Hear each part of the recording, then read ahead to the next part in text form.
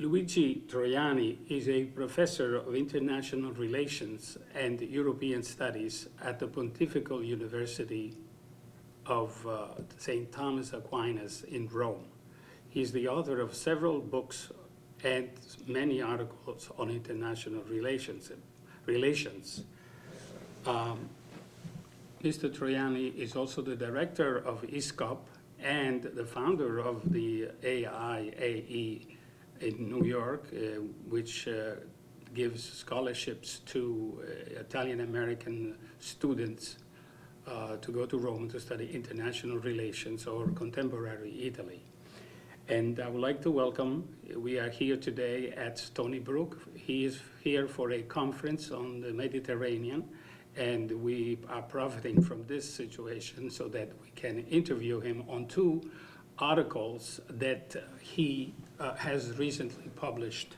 One is La guerra, fattore obsoleto delle relazioni internazionali, or obsolete international relations, war as a factor in international relations. And then he has another article, Interesse Nazionale, the national interest. We are very interested in these two subjects, and therefore we are happy to have him here today. Welcome. Thank you very much, Professor De Simone. Now, just yesterday, this tragic event in Paris has happened, and obviously we go and we think about the French people who are suffering today, the tragedy of so many people. But I would like to set aside the incidents as human as possible, but rather a political event which has some objectives.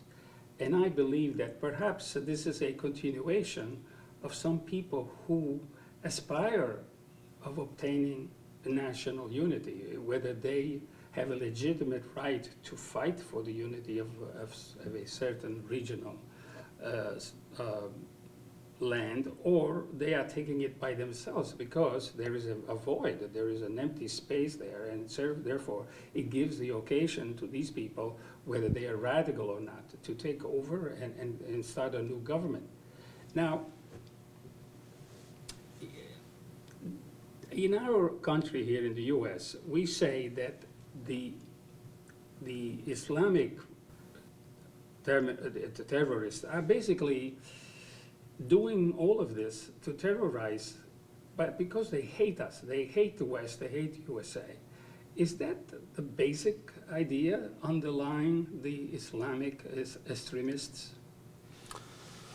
And you have a different point of view from Europe, so therefore... No, well, let's go to the roots of Islam. Islam was not created against the West or because it was necessary to hate someone or some nations. Islam came as a religious fighting of Muhammad, the so-called Muhammad the Prophet for Islam believers, who was fighting against paganism in the Arabian southern region. So nothing to do with West. Historic. Yeah, but I would like... No, let's try to go to the roots in order to perceive what happened. But at the same time, it was born as a fighting religion. The Prophet, in fact, was a fighter, was a warrior, and he fought against the powers at the time in order to reduce them and the people to the true religion, which he imagined was monotheism, rooted in the region through the Jewish tradition, and Christianism. Islam used to say that it belongs to the same tree, Abraham, and with three different books, the Bible, the Gospel, and Quran, the daybook. This is where the story starts. The fact is that Islam starts from Arabia, then go up to the Mediterranean and conquers, and then enters Europe historically, I mean, during the centuries, and comes near the border of North Italy, Austria-Hungary. Of course, it conquers Turkey, the Balkans, and go up. And from the south to Sicily and others. Still in Italy, in some parts of Italy, we say the expression "mammali Turchi," just to say that something horrible is happening because the Turks, Ottoman, are coming to the coast, invading, entering, raping women, etc.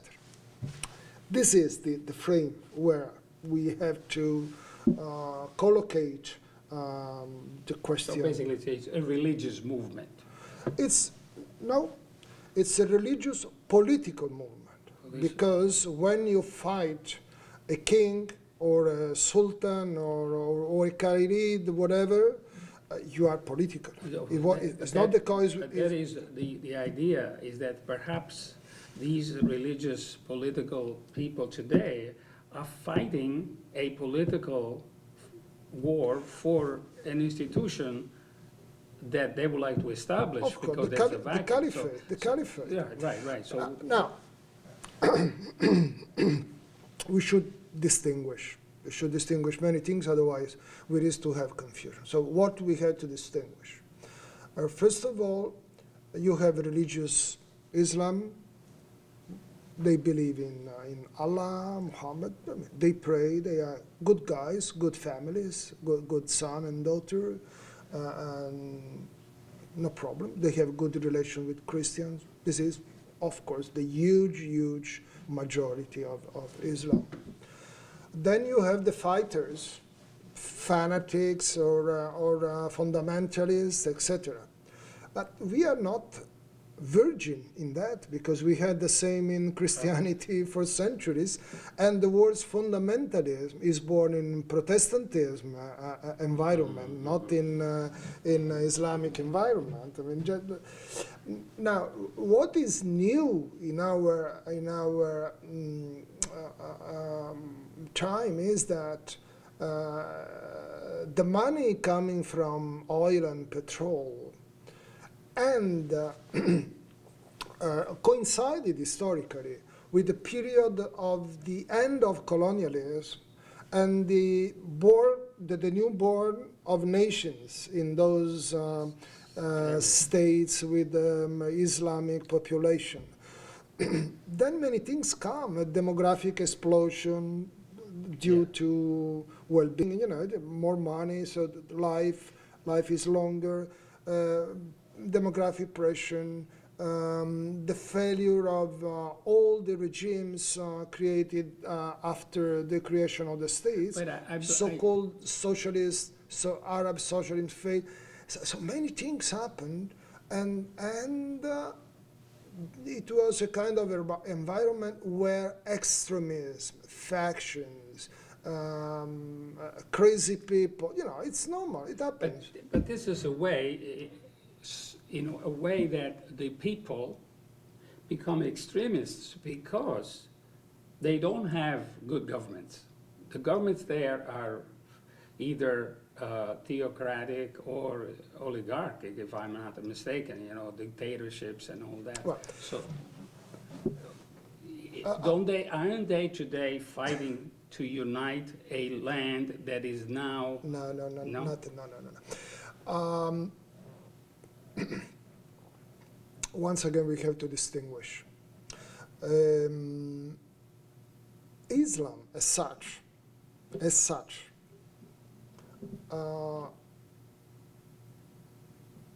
doesn't think in terms of state. The culture of state doesn't belong to Islam. Islam culture look at the community of the faithful, one, what they call the Ummah. So it means, in theory, 7 billion people adoring the same Allah and forming a huge community of faithful of But the Islam. Christians do the same thing. It's not the same in Christianity. When Jesus is requested by the Jewish, should we pay the tribute to Caesar, he answered, I didn't come here to, to talk about that. So Show there's- me, you pay, but So I there- am here for God. So So I this does, way it would create the separation of that's why we may be believers and faithful to the state. Yeah, but they do believe in theocracy. They do believe government and the church to be the same. But yeah, I wouldn't even The call caliphate basically. it's a culture. It's a Yeah, culture. but So the caliphate today, it's a means to unite the Arabs or the Muslims so that they can create their own state. yeah, but no. once again,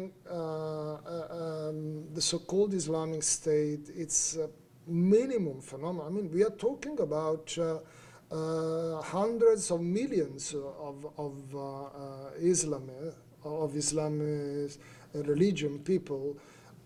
Is a huge minority which is melted with those. But they are very active. Unfortunately, they kill. I mean, they are, as you say, they hate Westerners. It's true, but we have to say they are a minority. Now, the true question could be how so small minority could make so high damages. This could be. Well, this the could answer one would be question. because they are effective and they believe in what they are doing. If soldiers don't believe in what they're doing, they leave, just like soldiers today in Iraq are leaving the battlefield because they either are not motivated or because they think they are fighting their own people. So therefore, so you are not saying that it cannot be considered as a nationalistic movement, No. or these people are fighting for their own interests, No. for their own nationality, unity. Or, Nation. Once again, nation belongs to our culture, not to their culture. Yeah, but they know I am tribes. sure They know tribes. They know clan. They know family. okay, The suppose state. They So the state, what we call the state, were heritage from colonial powers. They were not by their own. Look at Libya. Libya could be. they could not become a caliphate today in a modern sense, where they Yeah, can they may. participate They may. in nations. Everything is possible. Everything is possible.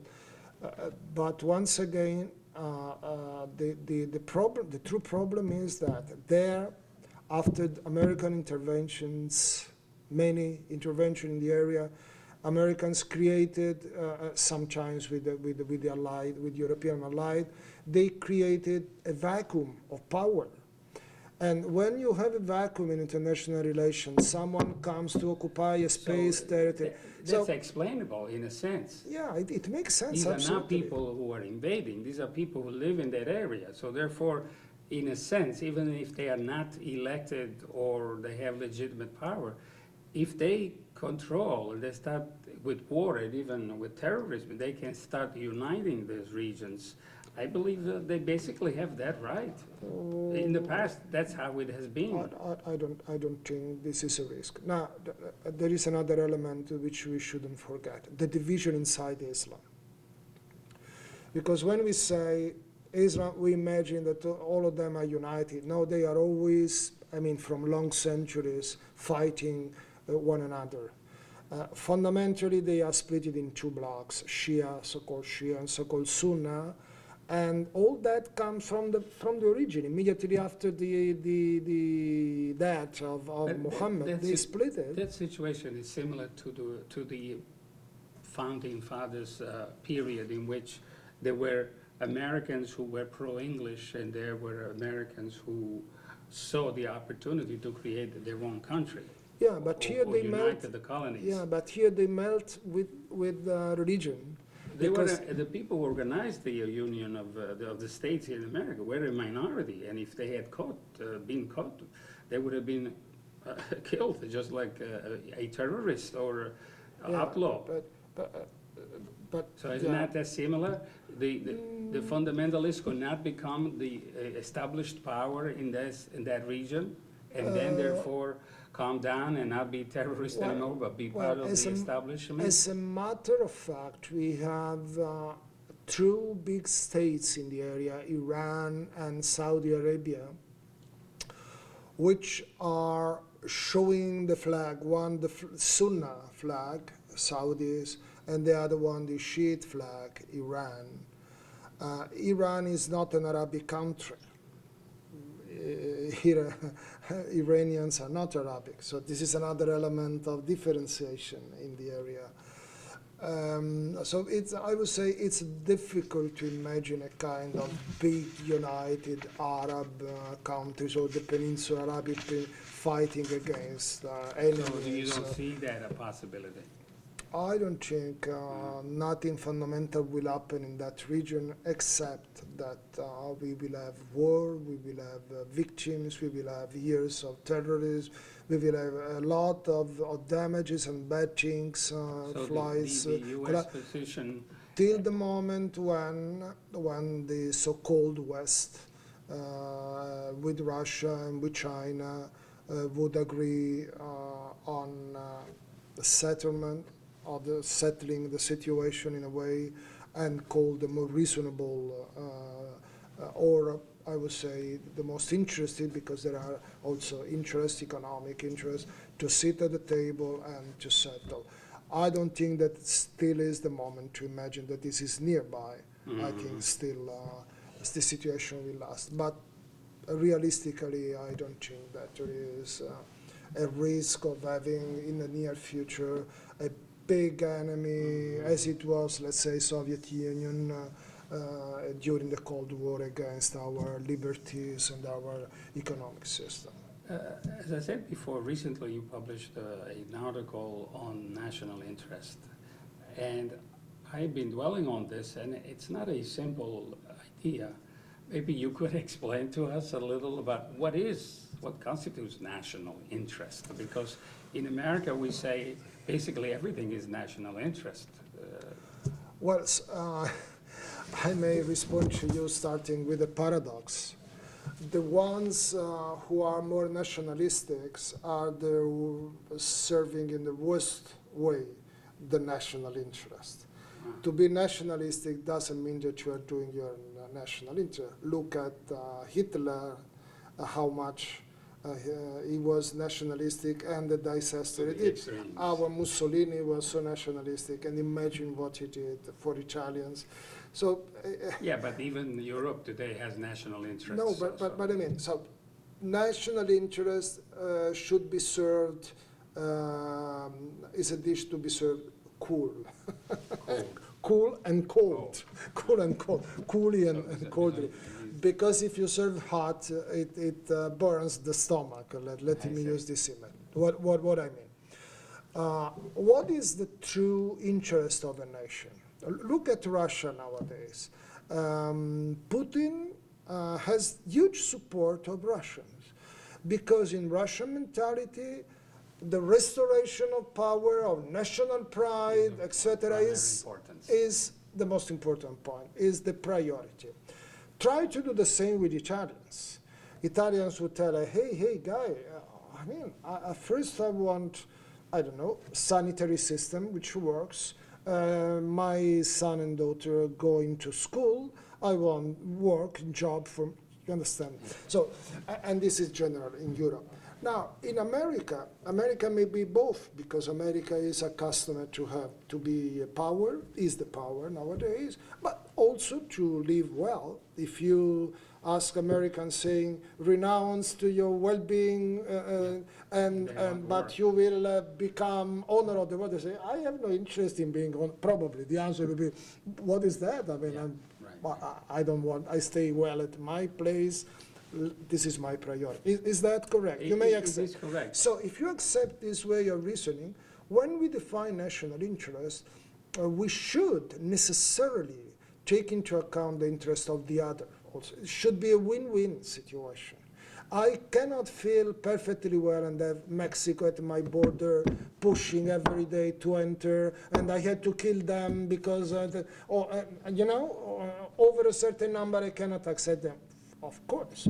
But if they would have But why would better why would situation. a politician who is elected by a certain number of people with the idea of doing something for them, that's why he's sent in the government, to do something like, I need to also think about the interests or the well-being of the Mexicans. You said the leader, right? Yeah, leader. What does it mean to lead literally? Well, in What does America, it- basically, is a No, no, not person, the meaning of the word. What does it mean to somebody lead? who pushes up, or takes up, okay, pulls up. It I ta- under- But that is on a It moralistic takes the level. it takes the responsibility Responsibility of doing. and explain and says that, look, when Kennedy talked about the new frontier, I don't want now, I mean, we are not talking about the presidency, well or Yeah, yeah. bad, but I mean, when indicate to American people the new frontier, it took a responsibility and say, I lead you to the new frontier. And in civil rights, it was like this, not in other. So I mean, if you are a true leader, you have to take your responsibility and tell to your electorate that you are there not only to praise them, to vindicate them, but to build up together a future also for their son. And so not only the short-term policy, but at least the middle term. Yeah, but that still does not imply that I need to lead also the Mexican people or the Mexican interests. No. You don't need to lead Mexican people, but you may have programs of cooperation with them or to sit and talk on a hub. I give you an example, Italy. Italy has a problem of immigrant, or Europe as a whole. We have a huge problem of immigration. Of course, if Europe 20 years ago, 30 years ago, it was clear that it was going to, it's not happened by overnight, because we had a demographic crisis, and they had a demographic crisis, vice versa.